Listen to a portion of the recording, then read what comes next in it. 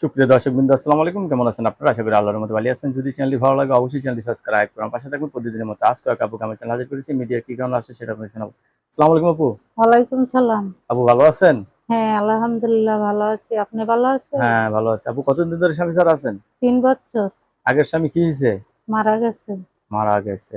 আগে সংসারে ছেলে মেয়ে আছে? হ্যাঁ, একটা ছেলে আছে আর ছোট একটা বোন আছে। আচ্ছা। এখন কি কাজ করেন? এখন ভাইয়া আপাতত বেকার। বাসাবাড়ির কাজ হইলে করি, না হইলে না করি। নালি টেলারের ঘরে থেকে ব্লাউজ যাই না ওইটি এখন সিলাই। কি বিয়ে শাদী বসবেন আবার?